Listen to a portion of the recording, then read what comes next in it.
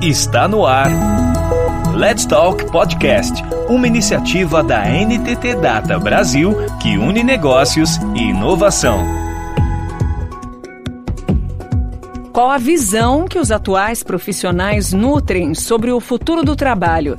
Seria uma visão pessimista como resultado da pandemia ou seria uma visão otimista? As expectativas que os colaboradores hoje alimentam para os próximos anos são discutidas neste terceiro episódio sobre o futuro do trabalho, com base em depoimentos colhidos dentro de empresas. Adriana Garcia Guedes, Senior Consulting da NTT Data Brasil, conversa agora com Diego Alves Celistre, Expert Associate no Chess da NTT Data. Olá pessoal, sejam bem-vindos a mais um episódio do nosso podcast Let's Talk. E a gente vai iniciar aqui hoje o terceiro episódio da série Profissionais do Futuro.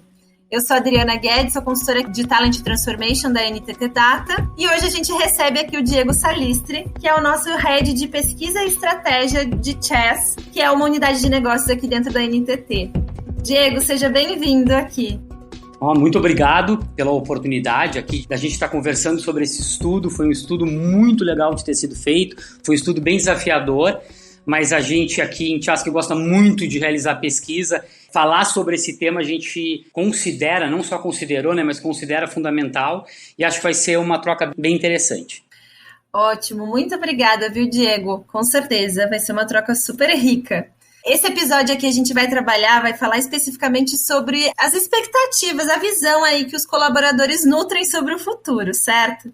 Então, dentro da metodologia do estudo, teve uma parte qualitativa, que foi feita uma entrevista inicial com executivos e especialistas, onde a gente levantou as hipóteses iniciais desse estudo, certo, Diego? Certo. Falou com alguns executivos especialistas aí espalhados pelo mundo aí. Ótimo. E uma das hipóteses que foi levantada dentro dessas conversas é que possivelmente os colaboradores nutriam uma visão pessimista com relação ao futuro. Essa hipótese, ela foi sustentada, ela foi validada com o estudo, Diego? Na verdade, foi bastante interessante aqui, porque a gente trabalhou bem a parte dos sentimentos. Quais eram os sentimentos que os colaboradores tinham ao pensarem no futuro do trabalho daqui a 5 anos.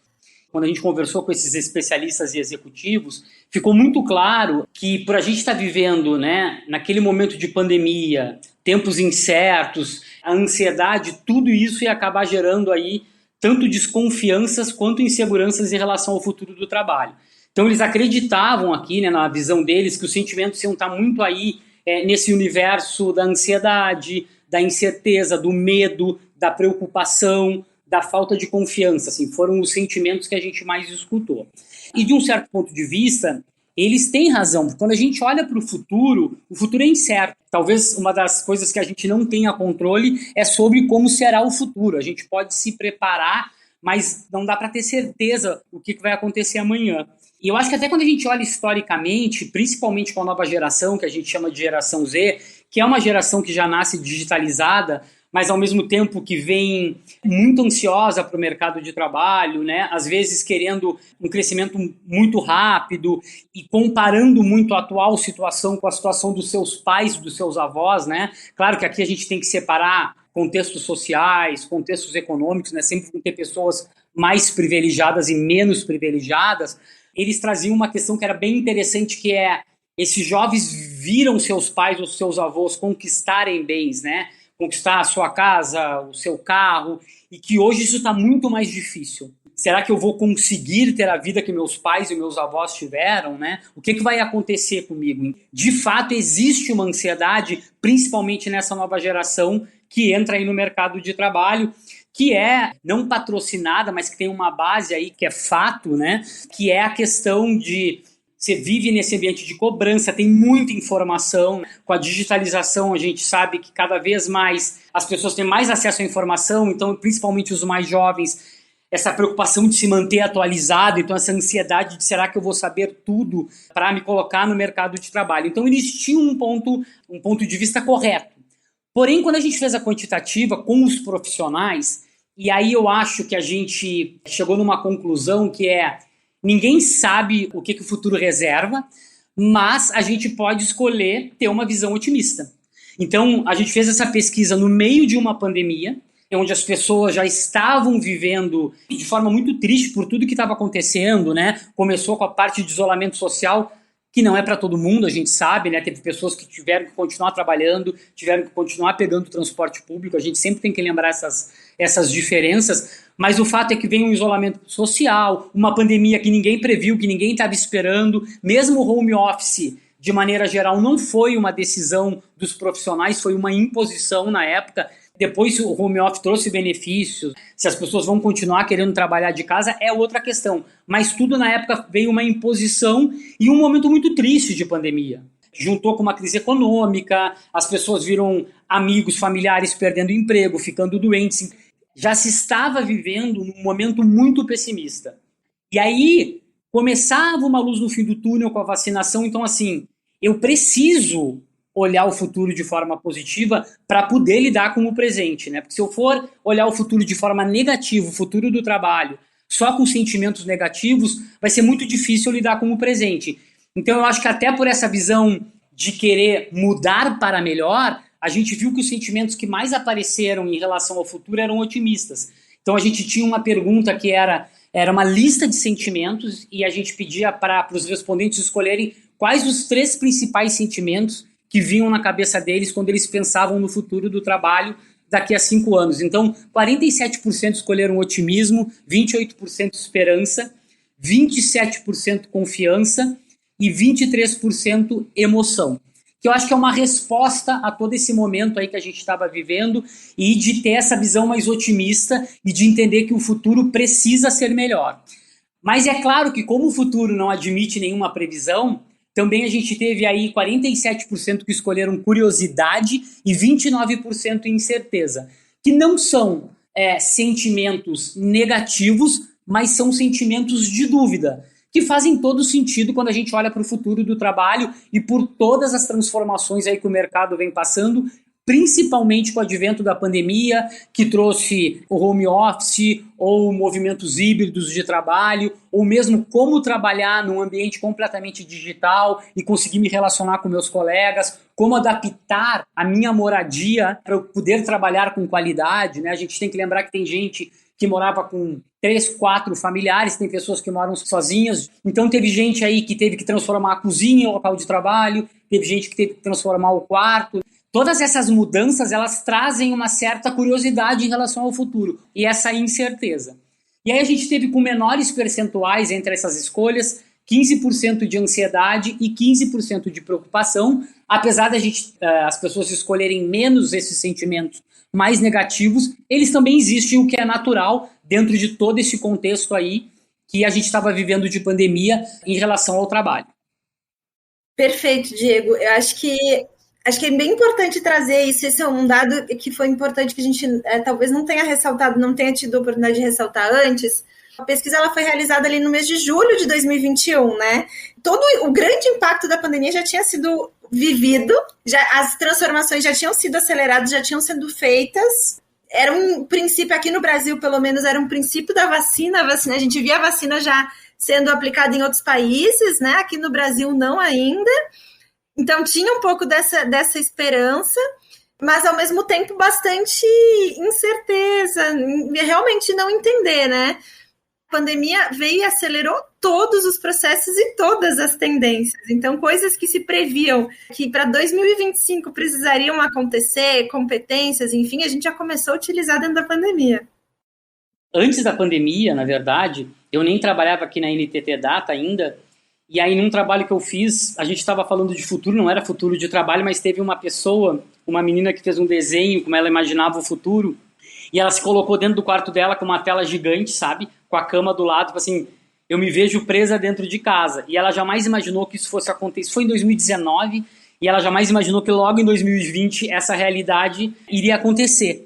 E eu acho que tu puxa um ponto muito importante aqui, que é exatamente isso. A gente já tinha vivido um momento muito pesado, e a vacinação foi essa luz no fim do túnel, e ainda é essa luz no fim do túnel, que foi o que permitiu as pessoas começarem a respirar, que foi o que permitiu as pessoas começarem a sair aos poucos de suas casas, a reencontrar amigos e familiares. Então, assim, foi uma injeção de motivação, foi uma injeção de um olhar positivo para o futuro. Então, junto com isso, né, quando eu penso no futuro do trabalho, as pessoas também vão começar a ter esse olhar mais positivo, já que a gente está saindo desse momento tão triste, né? A gente começa a olhar aí para o futuro mais positivo e a gente quis realizar a pesquisa na época da pandemia exatamente para entender a visão das pessoas quando elas olham daqui a 5 anos o futuro do trabalho pós esse momento de pandemia também. Tinha a possibilidade, uma possibilidade remota, mas de ter novas variantes, né, das coisas voltarem a crescer um pouquinho, enfim, que foi o que a gente viu que aconteceu.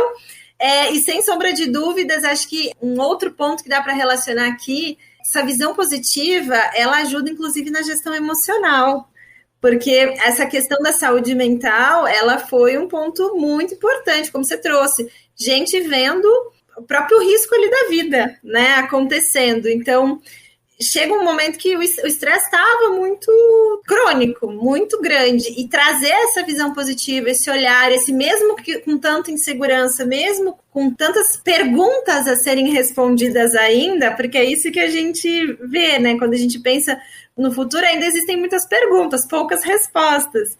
Mas mesmo com tantas perguntas a serem respondidas, poxa, eu posso, ao responder essas perguntas, eu posso escolher olhar por um lado mais positivo, independente deles, né? Posso construir uma solução mais positiva. Não, totalmente. Isso faz parte, eu acho, que da própria cultura global, né? Não é, acho que nem por país, assim, quando a gente nasce, a gente diz, o que tu quer ser quando crescer? Para onde tu gostaria de viajar? Onde tu se vê daqui a X anos, né? A gente tem essas perguntas aí no nosso dia a dia, desde criança. E a gente tem essa tendência a olhar o futuro de forma positiva, né? A gente não quer, daqui a 5 anos, eu me vejo sem fazer nada, triste. Não, as pessoas, naturalmente, quando elas enxergam o futuro, elas também já têm esse comportamento, esse pensamento de projetar o futuro de forma mais positiva. Porque como o futuro ele é imprevisível e ele é irreal porque ele não aconteceu, ele permite também esse pensamento mais positivo, mais mágico. E dentro dessa situação que a gente estava vivendo, se eu for pensar no futuro do trabalho daqui a 5 anos, que ele seja positivo, né? Então, que ele seja otimista, que eu tenha um sentimento de otimismo para também poder exatamente lidar com o presente, lidar com as questões de saúde mental que eu estou vivenciando no dia a dia. Eu preciso olhar para frente e ver essa luz no fim do túnel. Mas isso também, ao mesmo tempo, não invalida a consciência de que existem outras preocupações em relação ao futuro, certo? Por exemplo, conflito geracional, acho que foi um dos pontos que veio de preocupação aí também. A gente, na quantitativa, a gente fez uma pergunta sobre as principais preocupações em relação ao futuro do trabalho, e essa foi uma delas, né? Veio com um nível médio de preocupação a questão do conflito geracional. E a gente percebeu muito isso quando a gente fez as entrevistas qualitativas com os executivos, e também com os especialistas, esse questionamento que os profissionais se fazem. Eu, que sou de uma outra geração, que já tenho uma experiência de vida, que já tenho uma idade mais avançada, né, a minha experiência vai ser valorizada, né, a minha maturidade de vida, inclusive, vai ser valorizada, versus alguém que já nasce num ambiente digital, alguém mais novo que já tem muito mais familiaridade e facilidade com o ambiente digital, e até do outro lado a mesma coisa, né? Eu que nasço no universo digital, sei como utilizar as ferramentas, né? Sei como utilizar as informações que essas ferramentas proporcionam.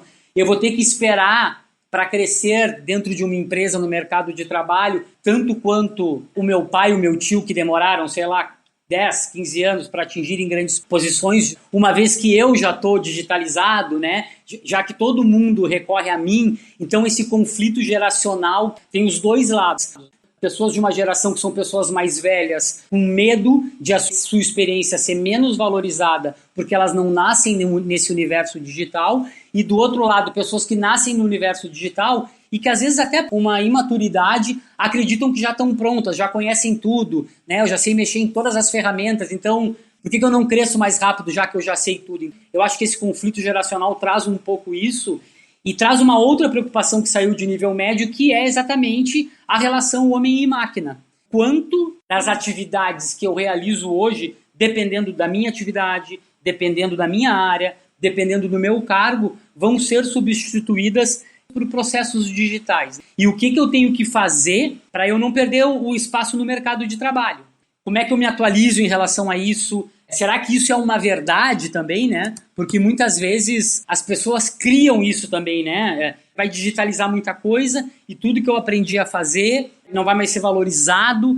E, na verdade, não é isso. Na verdade, acho que independente da geração que você pertence, o fato é que você tem que sempre estar aberto, e isso aqui vai ser falado várias vezes quando a gente falar do estudo, a se adaptar, a ser flexível, né? A ser esse eterno aprendiz que consegue entender o que está acontecendo. Por isso que a gente fala tanto no estudo, a vez e a voz da sensibilidade, que é ter a sensibilidade de entender o que está acontecendo no mundo e o que eu preciso fazer para me manter atualizado e me adaptar a essas mudanças, porque qualquer profissional que for bem preparado, que estudou, né, que tenha sua inteligência, se ele estiver aberto a se adaptar, a mudar, ele não vai perder a posição. Pode até ser que algumas atividades que ele fazia vão ser substituídas pelo digital ou pelo robô ou pela máquina, mas ele pode ser essa pessoa que vai gerenciar este robô e essa máquina. Tem um filme muito interessante que é Estrelas Além do Tempo. Foram aquelas 3 mulheres maravilhosas que trabalharam na NASA, e tem uma delas que coordenava uma grande equipe. Chegaram máquinas, eu acho que eram máquinas da IBM, na NASA, que ninguém sabia mexer, e uma delas teve a ideia porque viu que as coisas estavam mudando, foi lá, aprendeu, e toda a equipe dela acabou ficando responsável por essa área, né? Eu acho que esse é um exemplo bem claro, né, de como você tem que ser sensível para entender o que está acontecendo, entender as oportunidades e tirar vantagem disso, né? Tirar a vantagem e conseguir manter o espaço no mercado de trabalho, que daí responde a outras médias preocupações que a gente teve. Aqui também a gente tem essa preocupação de garantir uma posição no mercado de trabalho no futuro, isso é natural também. É um resumo, Adri, de tudo que a gente falou, porque conflito geracional, futuro incerto, né, a relação homem versus máquinas, como é que vai ser o futuro, né? E aí eu acho que eu até já falei, que tem uma outra preocupação de nível médio que surgiu, que é essa preocupação de se manter sempre atualizado. O acesso à informação hoje em dia é muito mais fácil. É claro que a gente sempre tem que cuidar com as fake news, né? Mas eu quero dizer, em termos de acesso, você está estudando numa universidade, você pode ainda, se você quiser, ir numa biblioteca, mas você pode ter acesso a muito conteúdo acessando seu celular, acessando seu computador. E esse acesso de muito conteúdo, ele acaba trazendo também um acesso muito rápido, né? Então as pessoas também se pressionam com essa questão do eu tenho que saber tudo, né? Eu tenho que estar sempre preparado para uma reunião. Se for uma reunião do assunto X, eu tenho que saber tudo sobre o assunto X. Eu vou ler o que saiu ontem, se tem alguma matéria em algum portal de notícias falando sobre isso, porque daqui a pouco o que eu li semana passada já mudou essa semana. Então acho que são coisas que se encaixam. A preocupação de se manter atualizado, exatamente por esse conflito geracional de quem nasce digitalizado e quem não nasce, devido a essa preocupação da relação homem versus máquina, para manter ou para confiar de que eu terei aí um local garantido no mercado no futuro do trabalho. Muito legal. E sabe, Diego, eu acho que isso se conecta também com um pouco... No episódio 2 a gente falou um pouco aqui qual que foi o impacto da pandemia nas relações de trabalho. E a gente traz um pouquinho, fala um pouquinho como que essa mudança do cenário, então esse trabalhar no remoto, evidenciou essa integração entre vida pessoal e vida profissional. Dentro do seu ambiente individual, pessoal, existiu uma necessidade muito grande de adaptação, estar mais próximo da família o tempo todo, estar mais próximo na convivência com as pessoas, integrar essa convivência das pessoas com a sua rotina de trabalho, os próprios novos hábitos que foram necessários ser adotados aí de álcool gel, usar máscara, que eram hábitos que não foram utilizados antes. Então, acho que isso tudo, em conjunto, essa transformação na rotina pessoal, em conjunto com as transformações na rotina profissional que a gente tem a necessidade de incorporar para que a gente possa responder com dinamismo ao que o ambiente está nos trazendo, acho que é um bom resumo de todo o cenário que a gente vive, né? Que quando a gente olha para a futura, a tendência é a expansão disso. É exatamente essa integração, né? O momento do pet, o momento dos filhos, tudo se misturou. Até os comportamentos, né? Hoje é natural alguém pegar um cachorrinho numa reunião. Tem empresas que já aceitavam cachorro, mas quando a gente olha de maneira geral, não. Então a pessoa está no meio de uma reunião, atende o filho que está aqui, né? E eu acho que toda essa questão que a gente falou, Adri, dessas preocupações médias de vou ter lugar no mercado do futuro, homem versus máquina, mostrar que eu domino o digital, mostrar que eu estou sempre atualizado, Eu acho que traz várias questões aí nessas relações, então pode deixar as pessoas mais ansiosas. É mais difícil, às vezes, você ler um colega seu apenas pelo vídeo. Para um líder, o desafio é muito maior, né? Como é que o líder vai perceber na sua equipe de forma digital? É muito mais complicado perceber quem está bem, quem não está bem. Às vezes as pessoas esquecem de ligar a câmera, né? Você não sabe se a pessoa não ligou a câmera porque ela não está bem naquele dia ou simplesmente porque ela não costuma ligar a câmera, né? Tudo isso aí na pandemia também, acho que está relacionado. A gente até estava fazendo uma brincadeira esses dias com um amigo meu, digo, é muito engraçado, né? Porque quando a gente trabalhava no universo offline, quando a gente ia para a empresa, a gente estava, às vezes, no meio de uma reunião e disse, gente, só um pouquinho que eu preciso ir no banheiro.